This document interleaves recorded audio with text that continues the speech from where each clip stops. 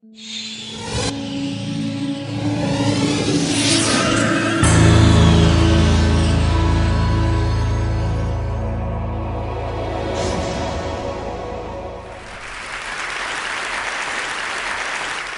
going to talk to you today about my work on suspended animation. Now, usually, when I mention suspended animation, people will flash me the Vulcan sign and laugh. But now, I'm not talking about gorking people out to fly to Mars or even Pandora, as much fun as that may be. I'm talking about the concept of using suspended animation to help people out in trauma. So, what do I mean when I say suspended animation? It is the process by which animals deanimate, appear dead, and then can wake up again without being harmed. Okay, so here is the sort of big idea.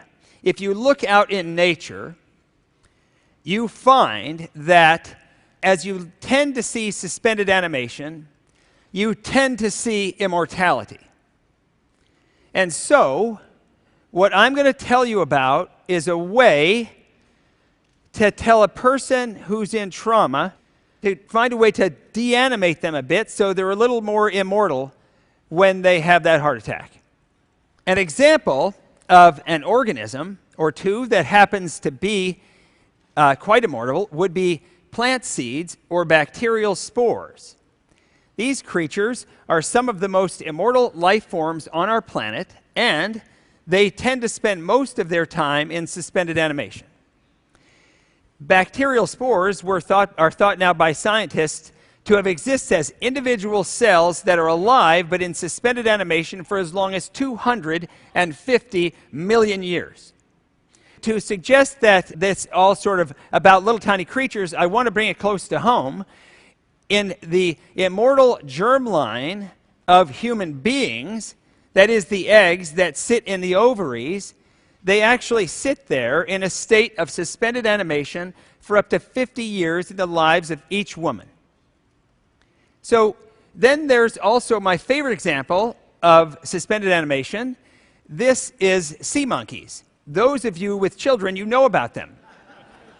You go to the pet store or the toy store and you can buy these things. You just open the bag and you just dump them in to the plastic aquarium, and in about a week or so you'll have little shrimp swimming around. Well, I wasn't so interested in the swimming. I was interested in what was going on in the bag. The bag in the toy store shelf where those shrimp sat in suspended animation indefinitely. So these ideas of suspended animation are not just about cells and weird little organisms. Occasionally, human beings are briefly deanimated. And the stories of people who are briefly deanimated that interest me the most are those having to do with the cold. 10 years ago, there was a skier in Norway that was trapped in an icy waterfall. And she's there for 2 hours before they extracted her. She was extremely cold, and she had no heartbeat. For all intents and purposes, she was dead, frozen. 7 hours later, still without a heartbeat, they brought her back to life, and she went on to be the head radiologist in the hospital that treated her. A couple of years later, so I got really excited about these things. About a couple of years later, there was a 13-month-old. She was from Canada. Her father had gone out in the wintertime. He was working night shift, and she followed him outside, nothing but a diaper. And they found her hours later, frozen, lifeless. And they brought her back to life. There was a 65-year-old woman in Duluth, Minnesota last year that was found frozen and without a pulse in her front yard one morning in the winter. And they brought her back to life. The next day, she was doing so well, they wanted to run tests on her. She got cranky and just went home. So these are miracles, right? These are truly miraculous things that happen. Doctors have a saying that, in fact, you're not dead until you're warm and dead. And it's true. It's true. In the New England Journal of Medicine, there was a study published that showed that with appropriate rewarming, people who had suffered without a heartbeat for 3 hours could be brought back to life without any neurologic problems. That's over 50%. So what I was trying to do is think of a way that we could study suspended animation to think about a way to reproduce maybe what happened to the skier. Well, I have to tell you something very odd, and that is that being exposed to low oxygen does not always kill. So in this room, there's 20% oxygen or so, and if we reduce the oxygen concentration, we will all be dead. And in fact, the animals we were working with in the lab, these little garden worms, nematodes, they were also dead when we exposed them to low oxygen. And here's the thing that should freak you out, and that is that when we lowered the oxygen concentration further by 100 times to 10 parts per million, they were not dead. They were in suspended animation. And we could bring them back to life without any harm. And this precise oxygen concentration, 10 parts per million, that caused suspended animation, is conserved. We can see it in a variety of different organisms. One of the creatures we see it in is a fish. And we can turn its heartbeat on and off by going in and out of suspended animation like you would a light switch. So this was pretty shocking to me, that we could do this. And so I was wondering, when we were trying to reproduce the work with the skier, that we noticed that of course she had no oxygen consumption, and so maybe she was in a similar state of suspended animation, but of course she was also extremely cold. So we sort of wondered what would happen if we took our suspended animals and exposed them to the cold. And so what we found out was that if you take animals that are animated like you and I, and you make them cold, that is, these were the garden worms, now they're dead. But if you have them in suspended animation and move them into the cold, they're all alive. And there's a very important thing there. If you want to survive the cold, you ought to be suspended, right? It's a really good thing. And so we were thinking about that, about this relationship between these things, and thinking about whether or not that's what happened to the skier. And so we wondered, might there be some agent that is in us, something that we make ourselves, that we might be able to regulate our own metabolic flexibility in such a way as to be able to survive when we got extremely cold and might otherwise pass away. Thought it might be interesting to sort of hunt for such things, you know. And so I should mention briefly here that physiology textbooks that you can read about will tell you that this is the kind of heretical thing to suggest. We have, from the time we are slapped on the butt until we take our last dying breath, that's when we're newborn to when we're dead, we cannot reduce our metabolic rate below what's called a standard or basal metabolic rate. But I knew that there were examples of creatures, also mammals, that do reduce their metabolic rate, such as ground squirrels and bears. They reduce their metabolic rate in the wintertime when they hibernate. So I wondered, might we be able to find some agent or trigger that might induce such a state in us? And so we went looking for such things, and this was a period of time when we failed tremendously. Ken Robinson is here. He talked about the glories of failure. We had a lot of them. We tried many different chemicals and agents, and we failed over and over again. And so one time, I was at home watching television on the couch while my wife was putting our child to bed, and I was watching a television show. It was a television show, it was a Nova show on PBS about caves in Mexico. And this particular cave was Lechuguilla. And this cave is incredibly toxic to humans. The researchers had to suit up just to enter it. It's filled with this toxic gas, hydrogen sulfide. Now, hydrogen sulfide is curiously present in us. We make it ourselves. The highest concentration is in our brains. So, yet, it was used as a chemical warfare agent in World War I. It's an extraordinarily toxic thing. In fact, in chemical accidents, hydrogen sulfide is known to, if you breathe too much of it, you collapse to the ground, you appear dead, but if you are brought out into room air, you can be reanimated without harm if they do that quickly. So I thought, wow, I have to get some of this. Now it's post 9/11 America, and when you go into the research institute and you say, "Hi, I'd like to buy some concentrated compressed gas cylinders of a lethal gas," because I have these ideas, see, about wanting to suspend people. It's really going to be okay. So that's kind of a tough day. But I said, there really is some basis for thinking about why you might want to do this. As I said, this agent is in us. And in fact, here's a curious thing. It binds to the very place inside of your cells where oxygen binds, and where you burn it, and that you do this burning to live.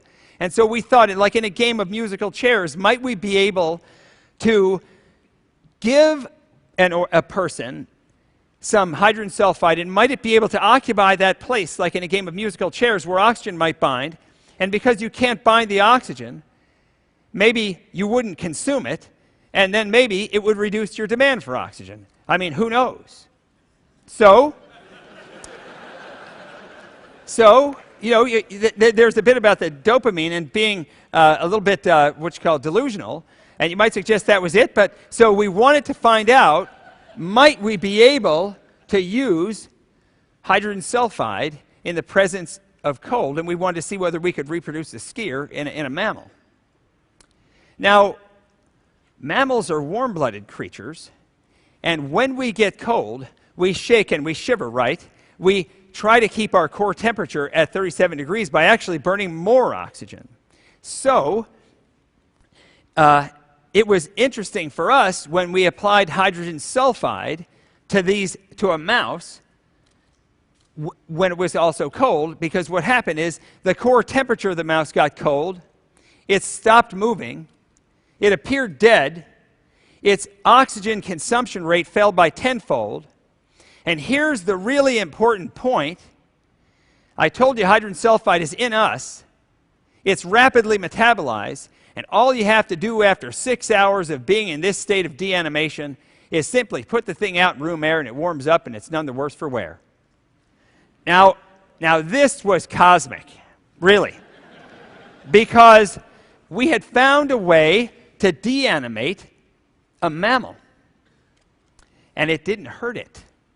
Now, we'd found a way to reduce its oxygen consumption to rock bottom levels, and it was fine. Now, in this state of deanimation, it could not go out dancing, but it was not dead and it was not harmed.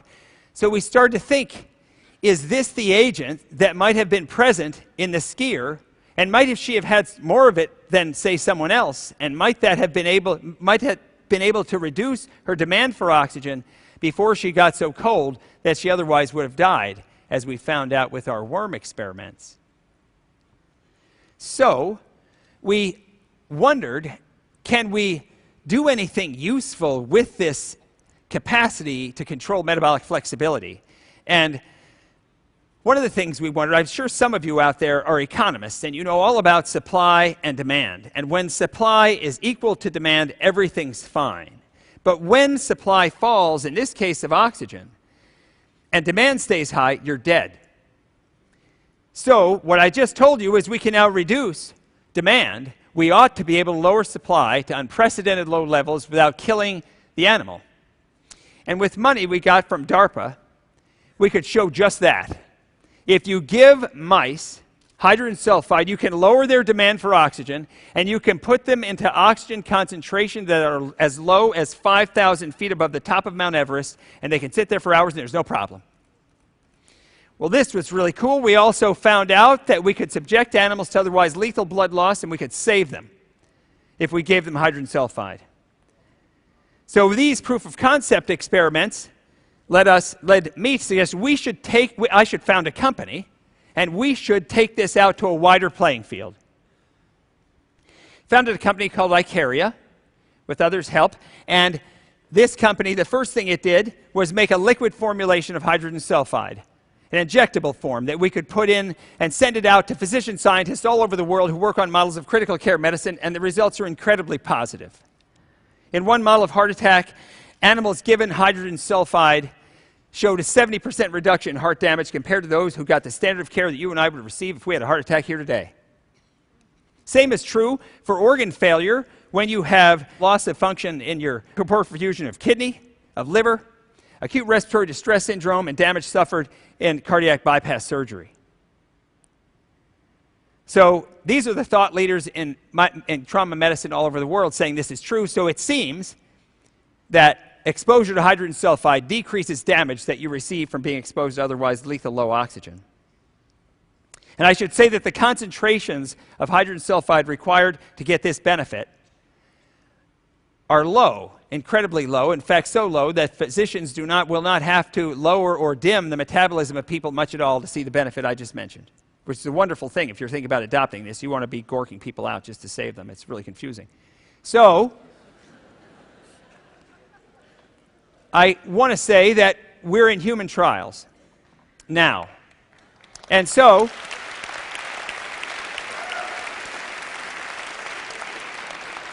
thank you. The phase 1 safety studies are over, and we're doing fine. We're now moved on. We have to get to phase 2 and phase 3. It's going to take us a few years.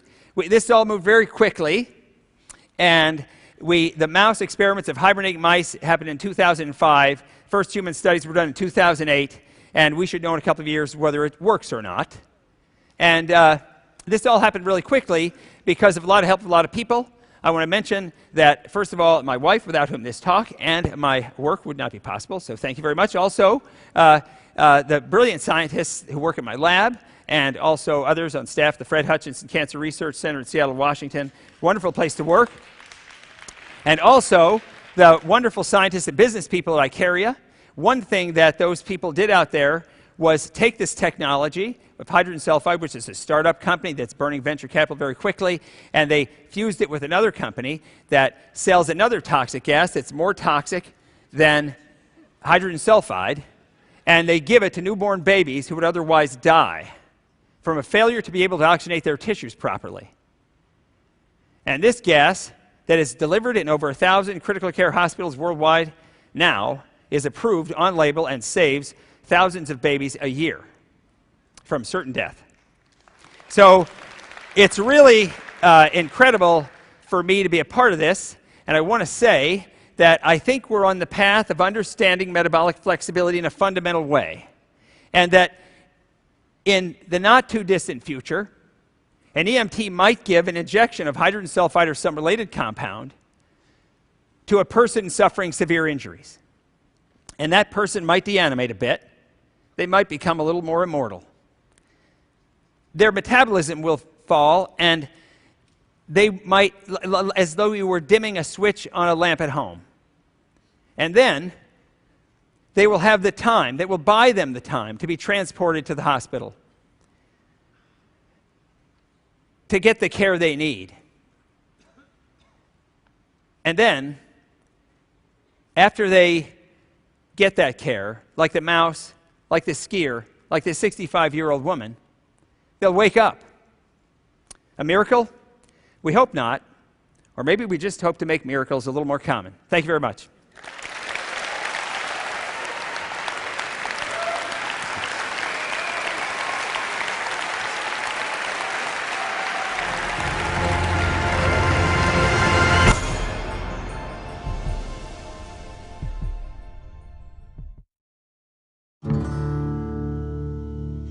When I was 16, I found this motorcycle. It was a dilapidated piece of junk that wasn't going, but I realized how special it was. Restoration of this motorcycle has taught me to improvise with mechanical things. My name is Mark Lesek. I live in Hobart, Tasmania. I'm Director of Dynamic Welding and Engineering. It's a pretty cool place. We do machine shop work. We do aluminum welding. 7 years ago, I had an accident and lost the best part of my arm. I got a prosthetic on my own insurance. It didn't work. It was very unreliable. It wasn't fixed to my body and flopped about. It simply wasn't up to the job. I thought, if you can fix your own motorcycle, why can't you fix a prosthetic? So I did a search to find out as much information as possible and came across the Cairns artificial arm. This is an antique arm from the early 1900s, and in its time it was so mechanically advanced. With patent search on Google, I was able to find every single Cairns patent online. So I set about trying to reverse engineer it. The arm itself has many good features. It's body powered, which means it won't break down. You can use it for heavy duty work, and you can also repair it yourself. And hold a beer. And hold a beer, exactly. Some of the new things I hope to add to this arm is an extra finger joint, and it will be gear driven. Will also be lighter with spacious materials such as magnesium and carbon fibre. That is so cool. Well, if you think how many people have lost limbs but can't afford the new electronic limbs, I mean, it is rewarding knowing that one day people will be able to wear something that Mark and I are working on. My hope for this artificial arm is to wear it and share it so amputees can live a normal life again. It doesn't matter if it's a bike or an arm or your life. If you can take it apart, if you can understand it, you can make it better.